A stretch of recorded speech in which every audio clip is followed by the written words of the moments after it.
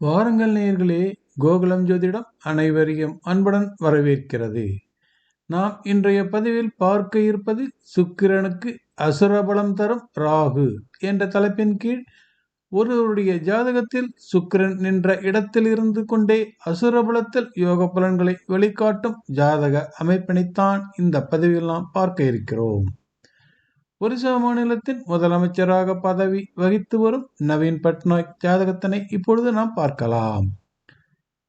இவர் இப்போது இருக்கும் இந்திய முதலமைச்சர்களில் சிறப்பான செயல்பாட்டில் முதலிடத்தினை பிடித்திருக்கிறார். இவர் 1997 முதல் அரசியலில் ஏறுமுகமாக யோகங்களை சந்தித்து வந்து கொண்டிருக்கிறார்.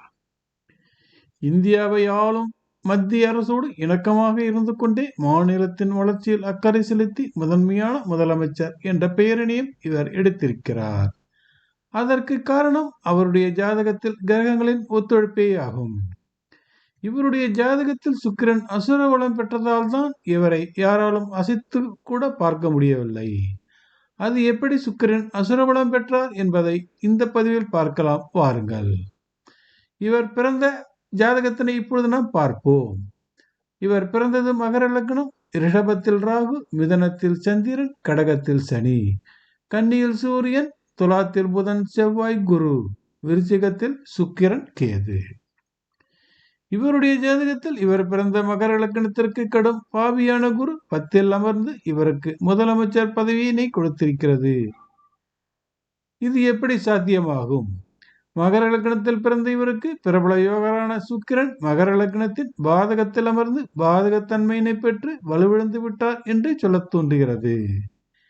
இப்படி இவருக்கு பிறந்த லக்னத்திற்கு கிரகங்கள் வலுவிழந்த நிலையில் எப்படி இவர் முதலமைச்சராக தொடர்ந்து பதவி வகித்து வருகிறார்? இவரை போட்டியில் வெல்வதற்கு கூட யாரும் இல்லை என்ற நிலையினை யார் தந்தது? இவருடைய ஜாதகத்தில் மிக முக்கியமான கிரகம் சுக்கிரனே ஆகும். மகர லக்னத்திற்கு கோணத்திற்கு அதிபதியான சுக்கிரன் மகர லக்னத்திற்கு கேந்திரத்துக்கும் அதிபதியாகவே வருகிறார். அதாவது மகர லக்னத்திற்கு 5 மற்றும் 10ஆம் இடத்தின் கேந்திர கோணாதிபதியாக சுக்கிரன் வருவதாலும் சுக்கிரன் விருச்சிகத்தில் அமர்ந்து இருப்பதாலும் இவர் யோகத்தினை பெற முடிகிறது. இந்த அமைப்பானது பலமான அமைப்பென்றாலும் ஆட்சியினை பிடிப்பதற்கும் எதிரிகளை இல்லாத நிலையினை தருவதற்கும் வெற்றிகளை குவிப்பதற்கும் போதுமான யோகம் அல்ல. இவர் பிறந்த மகர லக்னத்திற்கு 10ற்குரிய சுக்கிரனே பதவியினை கொடுக்கும் கிரகமாகும்.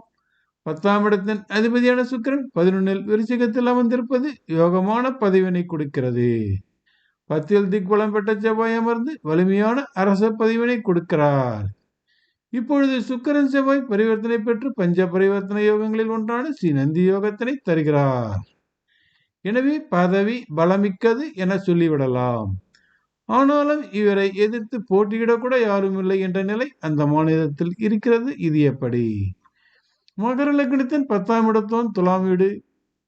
துலாம் லக்னமாக வைத்து பார்க்கும் பொழுது கடும் பாவியான குரு துலாத்தில் இருப்பதால் 10ஆம் இடமானது வலுவிழந்தது.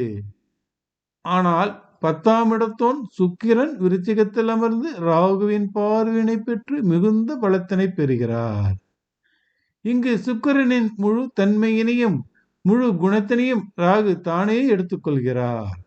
அதாவது ரிஷபத்தில் சுக்கிரன் வீட்டில் அமர்ந்த ராகு யோக ராகு ஆகிறார். ராகு அங்கு அமர்ந்து சுக்கிரனை முழுவதுமாக தன்னை சுக்கிரனாகவே பாவித்துக் கொள்கிறார். யோக ராகு சுக்கிரன் வீட்டில் அமர்ந்து சுக்கிரனின் பார்வையினை பெற்றதால் ராகு சுக்கிரனாக மாறுகிறார். எனவேதான் ராகுவினால் அசுர பலம் பெறுகிறார் சுக்கிரன்.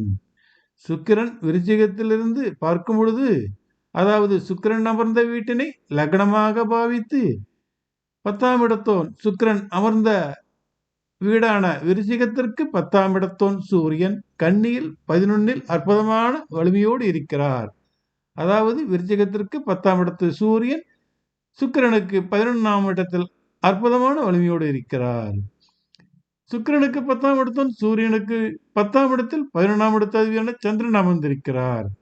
அதாவது சூரியன் அமர்ந்த வீடான கன்னிக்கு 10ஆம் இடத்தில் கன்னி வீட்டிற்கு 11ஆம் இடத்த அதிபதியான சந்திரன் அமர்ந்திருக்கிறார்.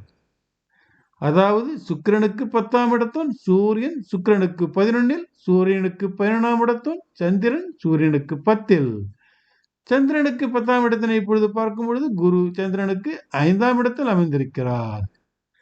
குரு அமர்ந்த வீட்டிற்கு 10ஆம் இடத்தோன் கடகத்தில், குருவிற்கு 5ஆம் இடத்தோனாக சனி அமைந்திருக்கிறார். சனி அமர்ந்த கடகத்தின் 10ஆம் இடத்தோன் செவ்வாய் சனிக்கு 5இல் அமைந்திருக்கிறார். இப்படியாக இவருடைய 10ஆம் இடத்தோன் சுக்கிரன் வலுப்பெற்றதாலே இவரால் தொடர்ந்து வெற்றிகளை குவிக்க முடிந்தது. இதற்கு முக்கிய காரணமே ராகு அமர்ந்த ரிஷப சுக்கிரன் வீடாகும். ராகு பார்த்த சுக்கிரன் தனது முழு தன்மையினையும் ராகுவிற்கு கொடுத்து சுக்கிரன் இங்கு ராகு சுக்கிரனாகிறார். அதாவது அசுர சுக்கிரனாகிறார். இவருடைய அரசியல் வாழ்க்கையின் உச்சமே புதன் தசை இறுதியில் தொடங்கியது. அரசியல் யோகமானது கேது தசையில் வளர்ந்து சுக்கிரன் தசை தொடங்கிய போது, அதாவது 2004 முதல் அசுர வேகத்தில் போய்க் கொண்டிருக்கிறது.